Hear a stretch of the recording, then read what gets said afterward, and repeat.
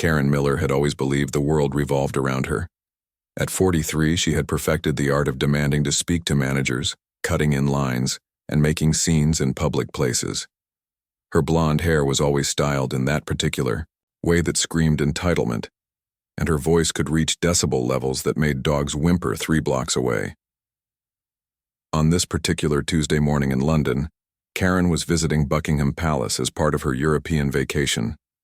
She had spent weeks planning this trip, not because she was interested in history or culture, but because she wanted to post Instagram photos that would make her neighbors back in suburban Ohio jealous. The palace tour was just another item on her checklist, something to brag about at her next book club meeting. Karen arrived at the palace gates wearing oversized sunglasses, a leopard print outfit that was far too tight, and carrying a designer handbag that she waved around like a weapon. She had already complained 3 times about the queue, demanded a refund for the cloudy weather, and tried to convince a tour guide that she deserved special treatment because her great-great-grandmother once worked as a maid in someone's house, who might have known someone royal. The morning had started badly for Karen even before she reached the palace. Her hotel breakfast wasn't American enough, the taxi driver didn't speak perfect English, and the coffee shop refused to make her complicated order exactly the way she wanted it. By the time she reached the palace gates, she was already in full Karen mode, ready to unleash her fury on anyone who dared to inconvenience her further. Standing at attention near the palace entrance was Guard Sergeant James Wellington, a man who had served in the British Army for 12 years before joining the elite Queen's Guard. At 35, James had seen combat in Afghanistan, survived 3 tours of duty, and earned multiple medals for bravery. He was 6 feet 2 inches of pure discipline and professionalism, trained to stand motionless for hours while tourists took photos and occasionally tried to make him smile or react. James wore the traditional red tunic and iconic bearskin hat that made him instantly recognizable as one of Britain's famous guards. His rifle was perfectly positioned, his posture was ramrod straight, and his face showed no emotion whatsoever.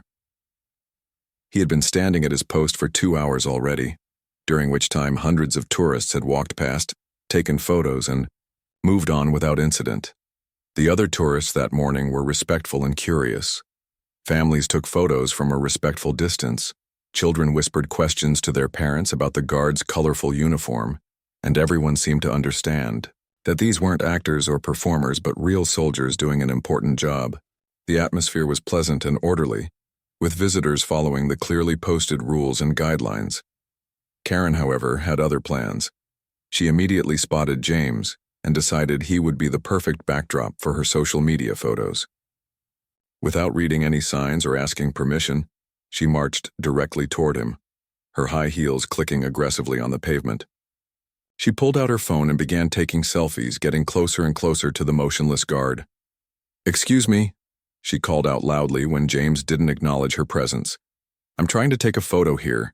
Could you smile or wave or something? You look so serious and boring just standing there like a statue." James remained perfectly still, staring straight ahead as he had been trained to do. His job was to guard the palace, not to entertain tourists or pose for their photographs. Years of military discipline had taught him to ignore distractions and maintain his position no matter what happened around him. Karen's voice grew louder and more demanding. "Hello, I'm talking to you. Don't you understand English? I paid good money to visit this place, and the least you could do is cooperate for one little photo. This is customer service 101, people." Other tourists began to stare and whisper among themselves. Some looked embarrassed for Karen, others seemed annoyed by her behavior, but most were simply curious to see what would happen next. A few people tried to quietly explain to her that the guards weren't supposed to interact with visitors, but Karen waved them away dismissively. "Don't tell me what they can and cannot do," she snapped at a helpful elderly British man who had politely tried to inform her about protocol.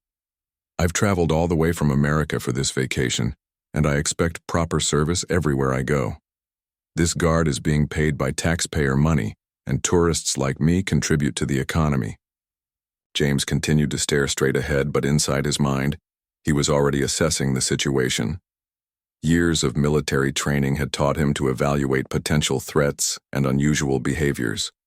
While Karen wasn't exactly dangerous, She was, clearly someone who didn't understand boundaries or respect authority. He made a mental note to stay alert while maintaining his professional composure.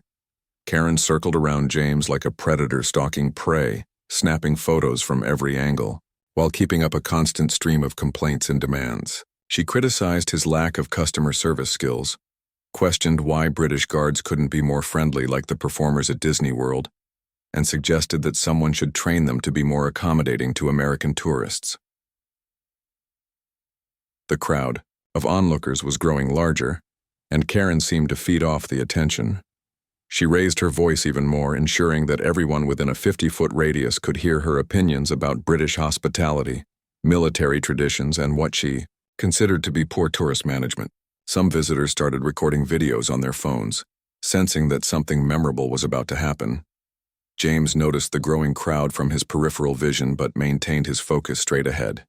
He had dealt with difficult tourists before, though none quite as persistent or loud as this particular American woman. His training had prepared him for various scenarios, from genuine security threats to minor disruptions, and he classified Karen's behavior as annoying, but manageable. What Karen didn't realize was that she was about to cross a line that would change her entire vacation experience. The palace guards weren't just ceremonial figures in fancy costumes. They were real soldiers with real authority, trained to protect one of the most important buildings in Britain. And James Wellington was about to remind her of that fact in a way she would never forget. Karen's frustration reached a boiling point when James continued to ignore her increasingly aggressive demands. She had been circling him for 15 minutes, taking photos, making comments, and growing more irritated by his professional silence. In her mind, this was the worst customer service she had ever experienced, and she was determined to get some kind of reaction from the stoic guard. "This is absolutely ridiculous," she announced loudly to the gathered crowd, as if they were her personal audience. "In America, if someone is being paid to be in a public space, they have an obligation to be polite to the people who pay their salaries. This is just another example of why European service is so inferior to what we have back home." Several British tourists exchanged uncomfortable glances, clearly embarrassed by Karen's behavior and her sweeping generalizations about their country. A few Americans in the crowd looked mortified, recognizing that Karen was making all American tourists look bad with her entitled attitude and cultural insensitivity. James remained motionless, but his military training kicked into higher gear as he sensed the situation escalating. He could hear the growing murmur of the crowd, the clicking of phone cameras, and Karen's voice getting progressively shriller. Years of experience had taught him that situations like this could spiral quickly if not handled properly.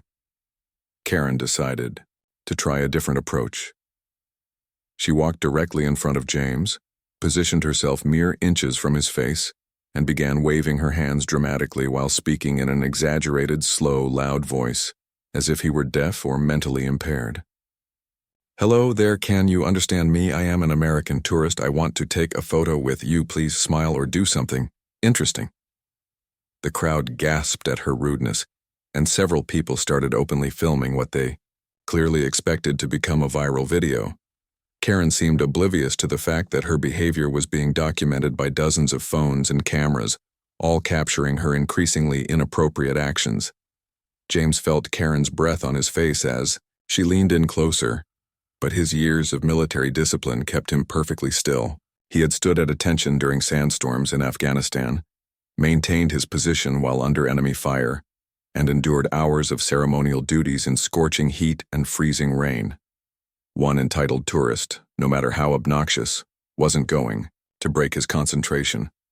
Growing desperate for attention and validation, Karen decided to escalate her tactics even further. She began making faces at James, trying to provoke some kind of reaction. She stuck out her tongue, made exaggerated expressions, and even tried doing a little dance in front of him, all while keeping up her constant stream of complaints and demands. "Come on, this is boring," she whined loudly. "Don't you people have any personality at all? How do you expect to attract tourists if you're all going to stand around like robots? I'm trying to have fun here, and you're completely ruining my, vacation experience." An elderly British woman in the crowd finally spoke up, her voice carrying the authority of someone who had lived through decades of proper behavior and social etiquette. "Madam, these guards are working. They're not entertainers, and they're certainly not here for your personal amusement. Perhaps you should show some respect." Karen whirled around to face the woman, her face flushing red with indignation. "Excuse me, but I don't remember asking for your opinion. I paid good money to be here, and I have every right to expect these people to be accommodating. If they didn't want to deal with tourists, they shouldn't have taken jobs at a tourist attraction." "This isn't a tourist attraction, love," replied a middle-aged man with a thick London accent. "It's a working palace with real soldiers doing real jobs. Those aren't costumes they're wearing, and that's not a toy rifle he's carrying." Karen dismissed their comments with a wave of her hand. "Whatever. I know my rights, and I know how customer service is supposed to work. This guard is being paid to stand here where tourists can see him, which makes him part of the tourist experience, whether he likes it or not." James could hear every word of the conversation happening around him, and while he couldn't show it, he was actually impressed by the other tourists who were trying to educate Karen about proper protocol and respect. Unfortunately, it was becoming clear that Karen wasn't interested in learning or adapting her behavior. The situation took another turn when Karen decided that James's lack of reaction was a personal insult that demanded retribution. She began, muttering under her breath about filing complaints, writing negative reviews, and contacting the American embassy about the poor treatment she was receiving from British government employees. "I'm going to make sure everyone knows about this," she announced loudly while pointing an accusatory finger at James. "I have over 3,000 followers on social media, and they're all going to hear about how rude and unprofessional the guards at Buckingham Palace are. This is going to be a public relations nightmare." James almost smiled at that threat, knowing that if anyone was about to face a public relations nightmare, it probably wasn't going to be him. The dozens of phones recording Karen's behavior would likely tell a very different story than the one she was planning to share with her followers. Karen pulled out her phone and began recording a video, speaking directly into the camera while gesturing wildly at James behind her. "Hi everyone, this is Karen reporting live from Buckingham Palace, where I'm being completely ignored and disrespected by this guard who refuses to acknowledge my presence or cooperate with basic tourist requests. This is exactly the kind of treatment Americans receive when we try to support the British economy with our tourism dollars." The crowd was now quite large, with people actively gathering to watch what had become the most entertaining thing happening at the palace that morning. Tour guides were discreetly alerting palace security about the situation, knowing that Karen's behavior was crossing lines that couldn't be ignored much longer. James noticed the subtle movements of his fellow guards and security personnel positioning themselves strategically around the area. They weren't rushing to intervene yet, but they were clearly prepared to act if Karen's behavior escalated further. The palace had protocols for dealing with disruptive visitors, and Karen was rapidly approaching the threshold where those protocols would be activated. What Karen failed to realize was that her next action would cross a line that even the most patient and professional guard couldn't ignore. She was about to discover that there were consequences for pushing a trained soldier too far, and that her American citizenship wouldn't protect her from British law when she finally went too far. Karen's behavior had attracted a crowd of nearly 50 people, all watching with a mixture of fascination and horror as she continued her one-woman performance art piece of entitlement. What started as mild curiosity had evolved into a full spectacle, with tourists openly recording what they sensed would become internet gold. Emboldened by the attention and convinced that she was the victim in this situation, Karen decided that words alone weren't getting her the response she deserved.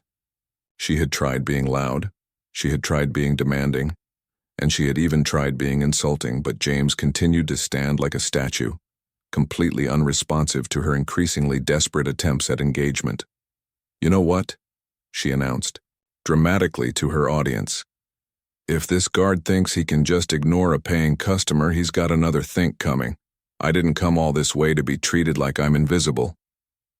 Several people in the crowd exchanged worried glances, sensing that Karen was about to cross a line that would have serious consequences.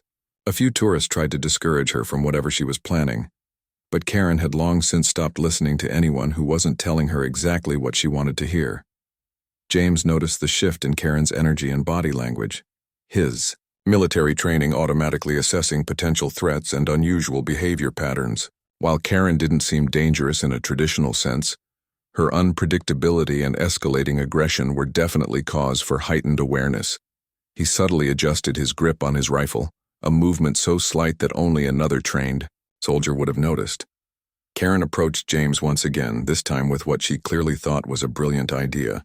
"If you won't cooperate willingly, then I'll just have to make this more interesting myself," she said with a smirk that suggested she was quite proud of her upcoming plan. Without warning, Karen reached out and began trying to adjust James's uniform. She tugged at his red tunic, attempting to straighten what she perceived as wrinkles, while loudly explaining to the crowd that she was helping him look more presentable for photos. The moment Karen's hands made contact with his uniform, James's entire body tensed. This was no longer a case of an annoying tourist taking photos or making noise. This was physical contact with a guard on duty, which fell under an entirely different category of rules and regulations. James's voice, when it finally came, was deep, authoritative, and carried the unmistakable tone of a man who had commanded respect in some of the world's most dangerous places. "Ma'am, step back immediately and do not touch the guard or his equipment." The crowd fell completely silent. After 30 minutes of James standing like a statue, his sudden vocalization was so unexpected and commanding that everyone within hearing distance stopped what they were doing and focused entirely on the unfolding drama. Karen, however, was so caught up in her own narrative of victimhood and entitlement that she completely misread the situation. Instead of recognizing the warning for what it was, she saw James's response as a victory, proof that her tactics were finally working.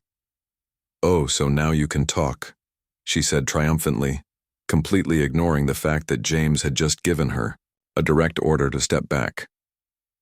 "I knew you weren't really mute. You were just being rude on purpose.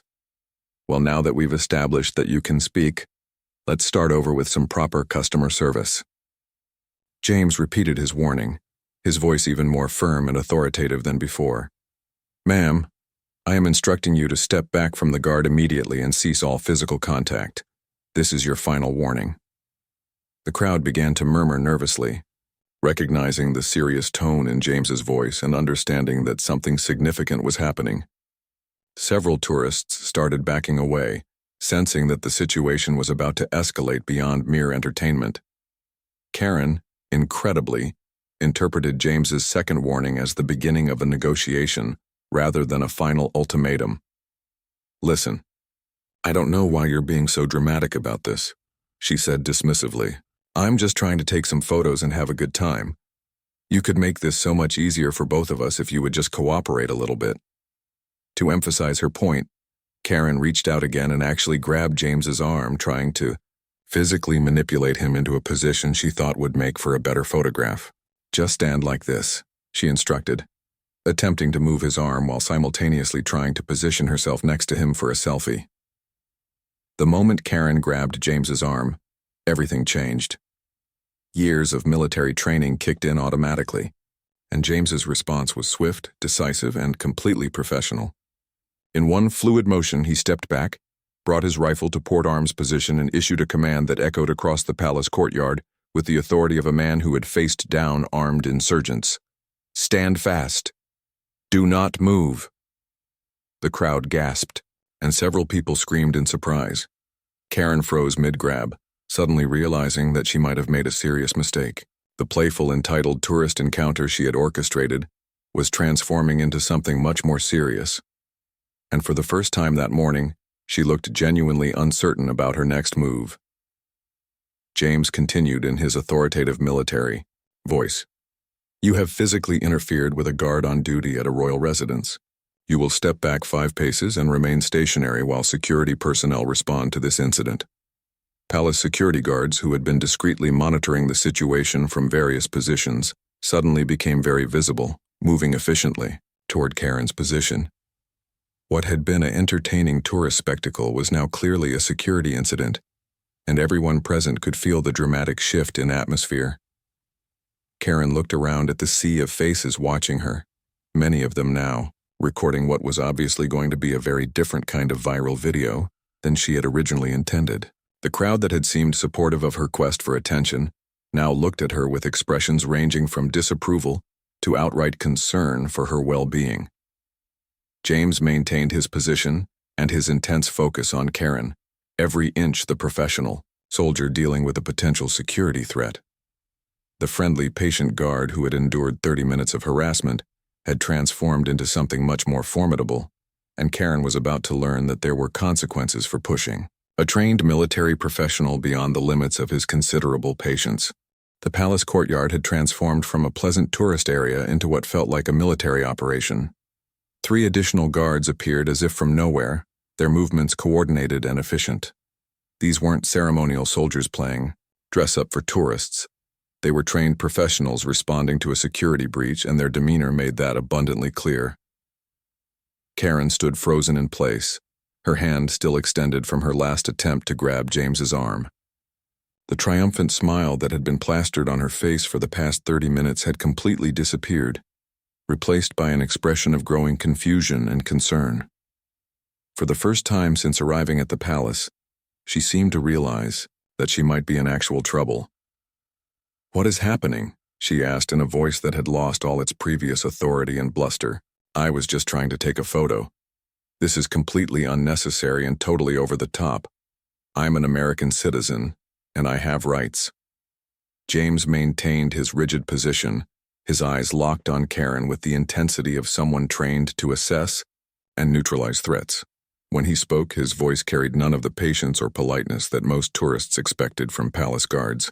"Ma'am, you have committed several violations of palace security protocols. You have ignored multiple warnings, physically interfered with a guard on duty, and disrupted the normal operations of this facility. These actions constitute a serious security breach." The crowd that had gathered to watch Karen's performance had grown larger, but the mood had changed completely. Where before there had been amusement and curiosity, now there was tension and concern. Many tourists were backing away, sensing that they were witnessing something that could escalate quickly. A senior palace security officer approached the scene, his clipboard and radio making it clear that this was no longer just about one annoying tourist. Officer Richardson had been monitoring the situation from the security office, watching through multiple camera angles as Karen's behavior escalated from annoying to problematic to potentially criminal. "Ma'am, I'm Officer Richardson with Palace Security," he announced in a calm but authoritative voice. "I need you to come with me so we can discuss this situation and resolve it appropriately." Karen's entitled attitude began reasserting itself as she realized she had an audience and felt the need to justify her actions. "This is absolutely ridiculous," she declared loudly. "I haven't done anything wrong.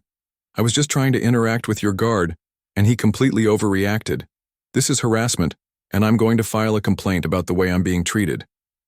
Officer Richardson had dealt with difficult tourists before, but Karen's complete lack of awareness about the severity of her situation was remarkable even by his standards. "Ma'am, you physically grabbed a guard who was on active duty protecting a royal residence. That's not tourism. That's interference with security operations." "Oh, come on," Karen scoffed, her voice getting louder as she played to the crowd. "I barely touched him. He's being totally dramatic about the whole thing. Where I come from, customer service representatives are expected to be friendly and accommodating, not hostile and threatening." James finally spoke again, his military training allowing him to remain calm while delivering information that would hopefully help Karen understand the gravity of her situation. "Ma'am, I am not a customer service representative. I am a serving member of the British Army assigned to guard this palace. When you touched my uniform and equipment, you interfered with a military operation." The words, "military operation," seemed to penetrate Karen's bubble of entitlement for the first time. She looked around at the guards surrounding her, the security officer with his official equipment, and the crowd of tourists who were now clearly viewing her as the problem rather than the victim. "But I'm just a tourist," she protested, her voice taking on a whining quality that made several onlookers cringe with embarrassment. "I didn't know there were special rules. Nobody told me I couldn't touch the guard. How was I supposed to know?" Officer Richardson opened his folder and began reading from an official document. "Ma'am, there are signs posted at every entrance. to the palace grounds, clearly stating the rules for visitor behavior. These include maintaining respectful distance from guards, not interfering with palace operations, and following all instructions from security personnel.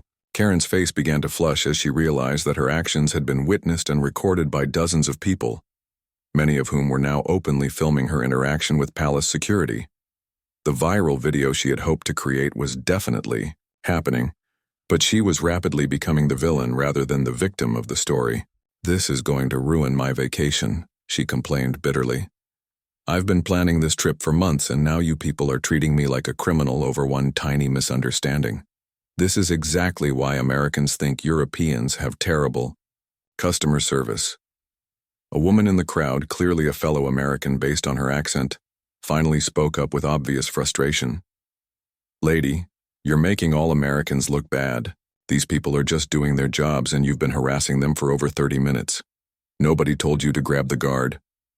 Several other tourists murmured their agreement, and Karen suddenly realized that the crowd she had expected to support her was actually on the side of the guards. The narrative she had constructed in her mind, where she was the reasonable customer fighting against unreasonable service, was crumbling as the reality of her behavior became undeniable. Officer Richardson continued with his official duties, pulling out a camera to document the incident. "Ma'am, I need to inform you that your actions today have been recorded by multiple security cameras and witnessed by numerous people. Depending on how you choose to cooperate going forward, this could be resolved as a minor incident or escalated to more serious charges." Karen's mouth dropped open as she began to understand that this wasn't just about being asked to leave or receiving a stern warning. There were actual legal consequences for her behavior, and her American citizenship wasn't going to protect her from British law. "Charges?" she repeated incredulously. "What kind of charges? I didn't break any laws. I was just being friendly and trying to take some photos. This is insane." James remained at attention but continued to monitor Karen carefully, his years of experience telling him that people often became more unpredictable when they realized they were facing real consequences for their actions. The situation could still escalate if Karen decided to resist or become more aggressive. Officer Richardson's next words would make it clear to Karen that her vacation was about to take a very different turn than she had planned, and that her confrontation with a royal guard was going to have consequences that extended far beyond a few embarrassing photos. Officer Richardson consulted his notes and radio, receiving updates from other security personnel who had been monitoring the entire incident from multiple angles. The professionalism and coordination of the palace security response was impressive to witness, and it was becoming clear to everyone present that this was a well-oiled machine designed to handle exactly these types of situations. "Ma'am," Officer Richardson continued, "under British law, specifically the Serious Organized Crime and Police Act, it is an offense to interfere with the operation of designated protective security areas. Buckingham Palace is classified as such an area, and the guards stationed here are protected by specific legislation." Karen's face went pale as she heard the word offense and realized that Officer Richardson wasn't just making empty threats. The legal terminology and official procedures were making it clear that she had wandered into territory far more serious than a simple customer service complaint. "But I'm a tourist," she repeated desperately, as if her visitor status somehow exempted her from local laws. "I didn't mean to cause any trouble. I was just trying to have fun and take some photos for my family back home. Surely you can't arrest someone for taking pictures." James, who had remained at attention throughout the security response, finally relaxed slightly but maintained his professional bearing. "Ma'am, you weren't arrested for taking pictures. Multiple tourists take photographs here every day without incident. You crossed the line when you made physical contact with a guard and his equipment despite repeated warnings to maintain distance." The distinction seemed to confuse Karen, who had somehow convinced herself that her grabbing and touching had been innocent tourist behavior rather than a serious breach of security protocol. Her inability to recognize the difference between normal tourist photography and her aggressive hands-on approach was becoming a source of fascination for the watching crowd. Officer Richardson made a note in his file and then addressed Karen directly. "At this point, you have several options. You can cooperate fully with our investigation, accept responsibility for your actions, And we can resolve this as an administrative matter with appropriate penalties. Or you can continue to resist and escalate this to a full criminal proceeding. Administrative penalties? Karen asked nervously. What does that mean exactly? I have a flight back to America in 3 days and I can't miss it. I have responsibilities at home.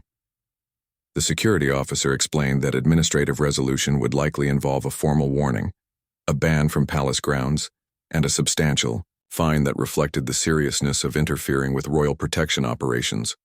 The alternative, he made clear, could involve arrest, criminal charges, and potentially missing her flight while the legal process played out. Karen looked around at the crowd of onlookers, many of whom were still recording the incident on their phones. The reality of her situation was finally beginning to penetrate her bubble of entitlement, and she was starting to realize that her behavior had consequences that extended far beyond a simple argument with customer service. How much is the fine? She asked quietly, her voice lacking the aggressive confidence that had characterized her entire morning performance. The standard penalty for interference with royal protection operations is £1,500. Officer Richardson replied, matter-of-factly. That's roughly $1,900 at current exchange rates. Karen gasped audibly. $1,900 was more than she had budgeted for her entire European vacation, and the thought of paying such a massive fine for what she still considered a minor misunderstanding was almost too much to process. That's highway robbery, she protested, but her voice lacked the force of her earlier complaints. I could buy a whole vacation for that much money. This is completely unreasonable for such a small incident. A British tourist who had been watching the entire spectacle finally spoke up with obvious frustration. Small incident? You've been harassing that poor guard for over 40 minutes, ignored every attempt people made to explain proper behavior, and then physically grabbed him after he warned you to stop. How is that small? Other members of the crowd began nodding and murmuring their agreement, and Karen realized that her version of events wasn't finding support among the witnesses. The narrative she had constructed, where she was the victim of poor customer service, was being contradicted by everyone who had actually seen her behavior. James, who had been silent during the administrative discussion, made one final statement that would stick with Karen long after her vacation ended. Ma'am, every day hundreds of tourists visit this palace and manage to take photographs, enjoy their experience, and show respect for the guards and the institution they protect. Your behavior today was a choice, not an accident or a misunderstanding. The simple truth of James's statement hit harder than all the legal terminology and official procedures combined. Karen looked around at the other tourists, many of whom had been taking photos and enjoying their palace visit without creating any drama or problems. She was the only person who had turned a pleasant tourist experience into a security incident. Officer Richardson closed his folder and prepared to escort Karen to the security office to complete the administrative process. Ma'am, if you choose to accept responsibility and pay the fine, this matter can be resolved within the hour and you can continue your vacation. However, you will be banned from all royal properties for the remainder of your stay in the United Kingdom. Karen realized that her choices had narrowed to paying a massive fine and losing access to several major tourist attractions, or facing criminal charges that could result in even worse consequences. The morning that had started with her complaints about hotel breakfast and taxi service was ending, with her facing serious legal penalties for her behavior. As she followed Officer Richardson toward the security office, Karen could hear the crowd of tourists discussing what they had witnessed. Some expressed sympathy for her situation, but most seemed to agree that her behavior had been inappropriate and that the consequences were deserved.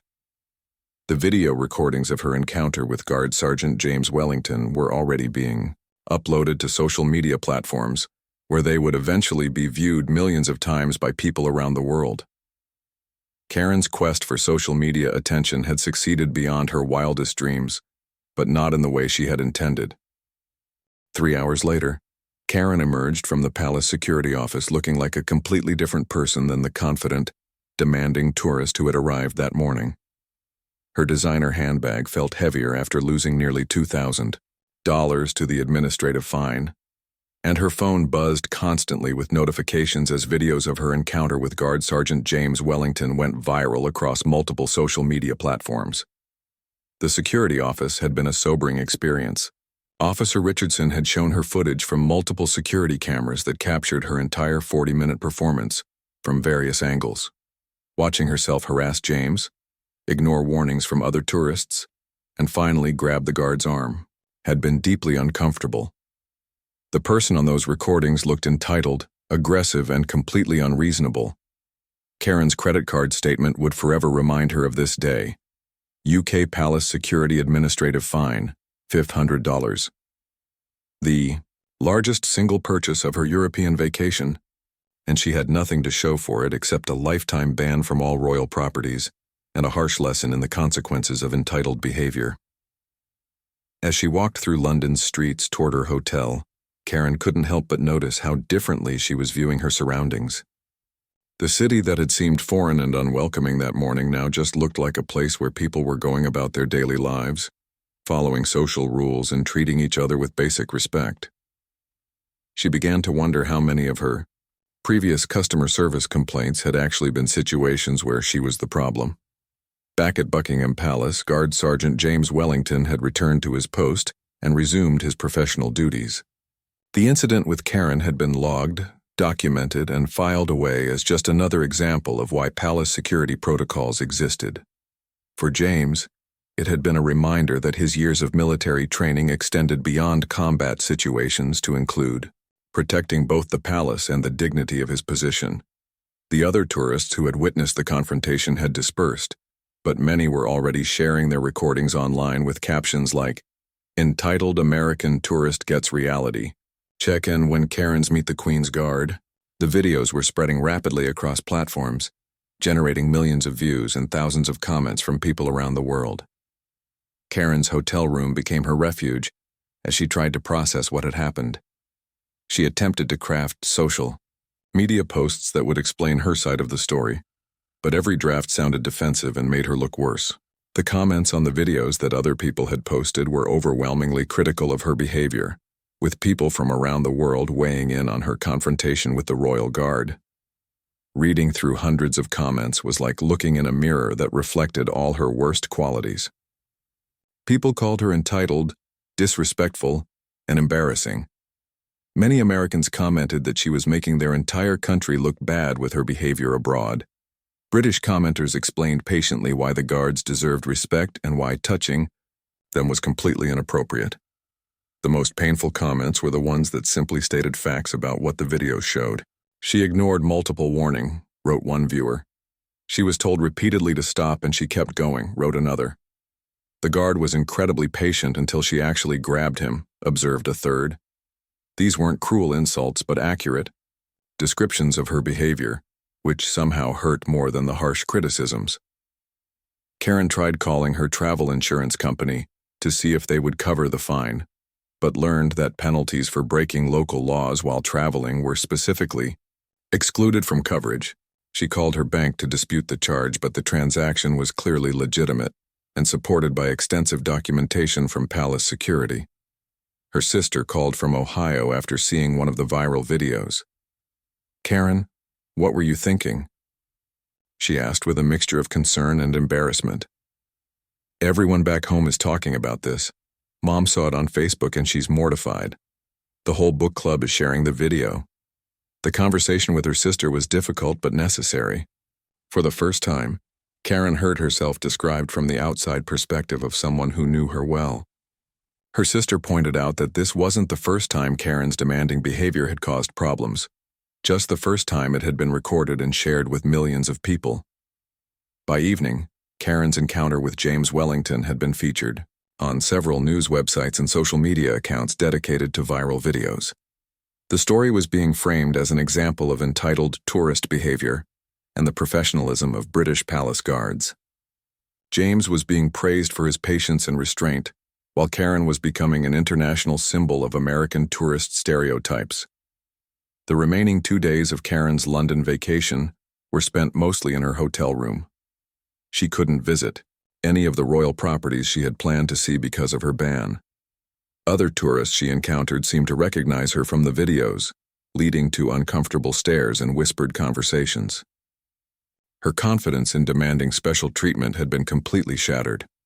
On her flight back to America, Karen found herself observing other passengers and flight attendants with new awareness.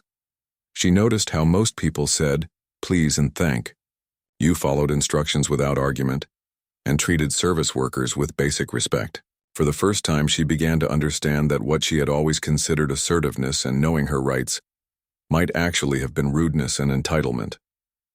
The flight attendant who served her meal was polite and professional, and Karen found herself saying thank you with genuine appreciation rather than her usual expectation of special service.